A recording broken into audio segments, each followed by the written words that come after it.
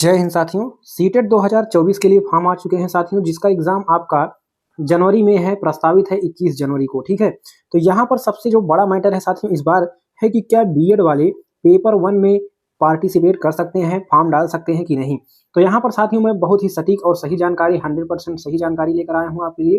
तो ध्यान से देखिएगा, 2 मिनट की वीडियो है, यहाँ से आप एकदम क्लियर हो जाएंगे कि कौन कहाँ पर फॉर्म भर सकता है अथवा नहीं भर सकता है। ठीक है, तो पेपर फर्स्ट और पेपर सेकंड हेतु एलिजिबिलिटी क्या है, योग्यता क्या है, इस पर हम चर्चा करेंगे। ध्यान से देखिएगा साथियों, जैसे ही हम सीटेट के नोटिफिकेशन में जाते हैं वहां पर साथियों एलिजिबिलिटी में लिखा गया है कि एनसीटीई के रूल के हिसाब से फॉर्म डाल सकते हैं। वहां पर कुछ क्लियर स्पष्ट नहीं लिखा गया है। ठीक है, जब हम कहां पर जाते हैं, नोटिफिकेशन में जाते हैं, तो लिखा है एनसीटीई के रूल के अनुसार। ठीक है, तो पेपर फर्स्ट की अगर हम बात करें तो जैसे ही हम एनसीटीई की वेबसाइट पर जाते हैं तो वहां पर एनसीटीई ने रूल डाल रखा है। अगस्त में फैसला आ गया था सुप्रीम कोर्ट का, तो उसी फैसले के अनुसार देखिएगा वहां पर एलिजिबिलिटी के लिए ये चीजें लिख दी गई हैं साफ साफ। ठीक है, कि आप इंटर पास होने चाहिए 50% मार्क के साथ, प्लस डीएलएड होना चाहिए, डीएलएड कोर्स। ठीक है, इसके साथ ही डीएलएड साथियों 2 वर्षीय डीएलएड। ठीक है,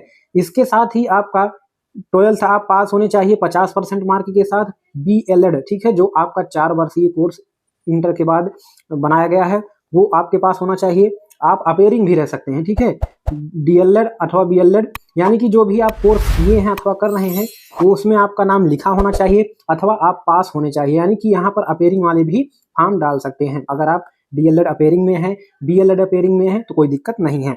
तीसरा जो क्राइटेरिया है वो 12th पास 50% के साथ डीएड। ठीक है, स्पेशल एजुकेशन जो होता है डीएड, ये भी आप डाल सकते हैं अगर है तो।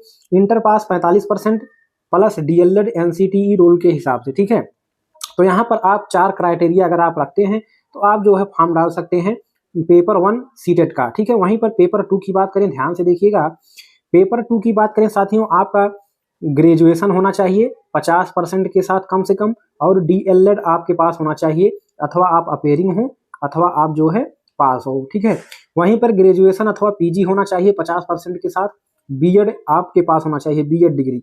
तो यहाँ पर बीएड की बात कर ली गई, कहाँ पर, पेपर 2 में बात किया गया है। ठीक है, 12th पास होने चाहिए 50% मार्क के साथ, बीएलएड कोर्स जो आपका 4 वर्षीय कोर्स है बीएलएड, उसमें आप अपेयरिंग हो अथवा पास हो।